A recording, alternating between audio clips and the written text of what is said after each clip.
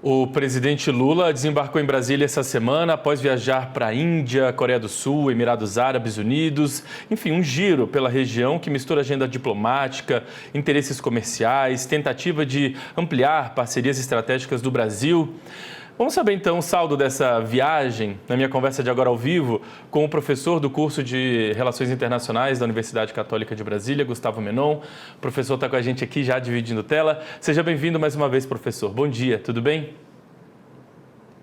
Bom dia, Felipe. Sempre uma honra e um prazer falar com todos os nossos telespectadores. Satisfação nossa sempre, professor. Vamos dividir um pouquinho essa viagem para facilitar aqui o entendimento da nossa audiência, professor. Primeiro, queria falar um pouquinho da viagem do presidente Lula à Índia, um país que não é mais promessa, né? É uma potência em crescimento. Então, sendo pragmático, professor, o que o Brasil busca conquistar ou ampliar com os indianos? Essa viagem rendeu bons frutos? Sem dúvidas, Felipe. Quando analisamos a ida do presidente Lula, tanto à Índia bem como à Coreia do Sul, percebemos todo um reposicionamento da política externa brasileira no sentido de compreender como que essa região, sobretudo a região asiática, vem concentrando significativas correntes de comércio. E nesse sentido, quando a gente analisa exatamente a proposta das relações bilaterais entre Brasil e Índia, estamos falando aqui de uma série de convergências, de complementariedades que foram observadas nessa visita presidencial.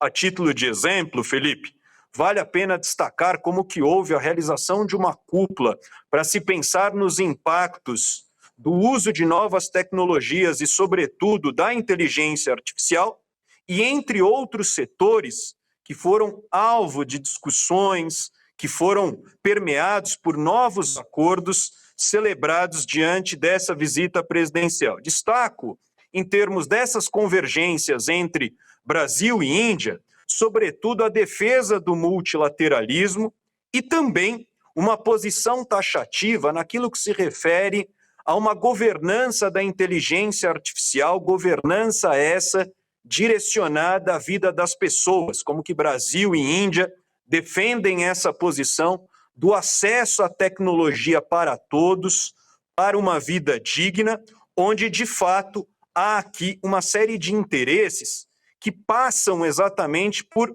essas reuniões de cúpula. Lembrando que Brasil e Índia sediaram nos últimos anos as cúpulas do G20 e estamos falando de dois países que compõem os BRICS e possuem interesses para além dessa regulação das chamadas Big Techs, além de se fazer valer do acesso a essas novas tecnologias, regendo exatamente políticas que passem por princípios que são princípios de transparência, privacidade dos dados, de acesso a essas economias do chamado Sul Global.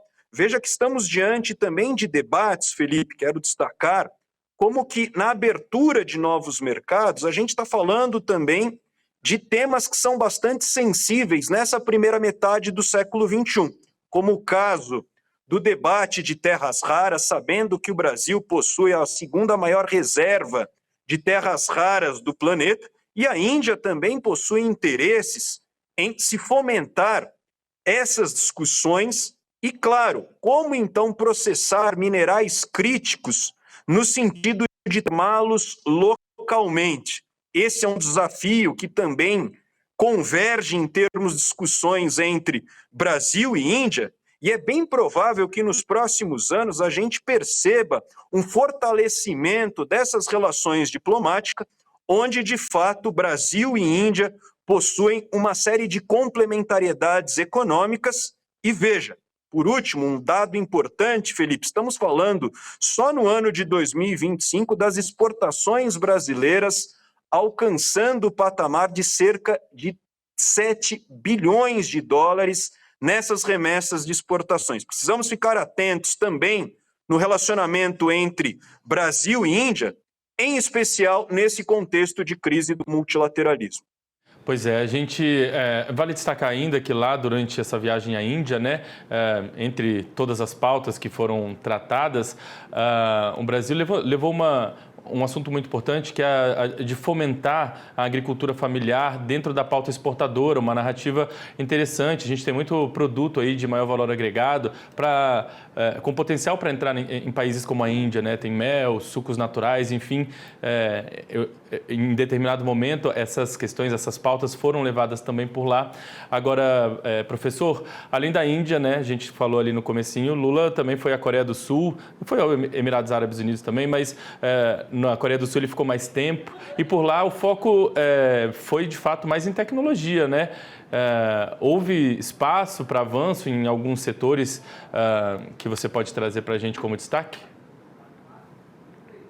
Sem dúvidas, Felipe, quando analisamos, para além da viagem à Índia, a ida à Coreia do Sul foi substancial no sentido de fortalecer parcerias, firmar acordos, memorandos de entendimento, especialmente na área das novas tecnologias, ciência e inovação, que foram setores substancialmente discutidos diante da realização dessa viagem presidencial. Chama a atenção para o legado aqui da Coreia do Sul, para se pensar exatamente um ambiente de inovação que fomente processos de reindustrialização, que forge cadeias produtivas, indústrias de ponta, complementando inclusive o setor primário.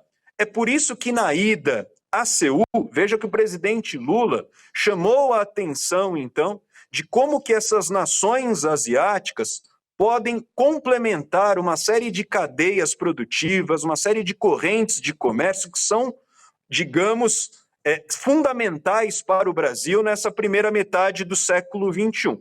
E insisto, Felipe, estamos falando aqui, se pensar planos, processos de planificação de médio e longo período, por exemplo, em termos de fomentar plantas industriais, onde os sul-coreanos possuem aqui um know-how significativo, possuem uma expertise que pode ser, digamos, aprimorada com as contribuições também nacionais. A ideia aqui é criar um terreno fértil para abertura de novos negócios, para se forjar novas parcerias e resgatando também, Felipe, as discussões da negociação entre Mercosul e Coreia do Sul. Precisamos ampliar essas cadeias produtivas, abrir novos mercados, onde, de fato, esses países asiáticos possuem grandes mercados consumidores e o Brasil precisa estar muito atento a esse deslocamento das maiores correntes de comércio para essa região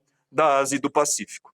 E assim como o Brasil tenta com o Japão, também tem tentado com a Coreia do Sul o ganho de espaço no mercado de carne bovina, né? É um mercado muito exigente, o mercado coreano, assim como o mercado japonês. Enfim, o Brasil está tentando se inserir a carne bovina brasileira nesse mercado asiático e tem avançado aí nas negociações com o Japão e agora com a Coreia do Sul também, né? Exatamente, Felipe. Quando a gente analisa esse reposicionamento da política externa brasileira, tanto em termos de se pensar políticas de cooperação sul-sul, mas também políticas endereçadas às chamadas nações asiáticas, aos chamados tigres asiáticos, veja que estamos falando de economias que apresentam taxas de crescimento, em média, muito superiores às economias europeias, às economias ocidentais. É por isso que o Brasil está muito atento, principalmente aqui no setor primário, no sentido de tentar abrir esses mercados, pensando não só em liberalização do comércio, mas também em como firmar memorandos, parcerias, no sentido de ir além das barreiras tarifárias. Como, então, pensar também em aspectos não tarifários para o avançar dessas cadeias produtivas tão significativas para a balança comercial brasileira. Muito bem, professor. Quero agradecer a gentileza de ter conversado um pouquinho com a gente sobre essa viagem aí do presidente à Ásia, apresentado um pouquinho desse saldo para a gente, né? Quero desejar a você aí um bom fim de semana. A gente volta a conversar semana que vem sobre algum novo assunto, professor. Obrigado. Eu que agradeço, Felipe. Sempre uma honra, uma grande satisfação conversar com todos os nossos ouvintes do AgroMais. Sigo à disposição. Bom trabalho a todos.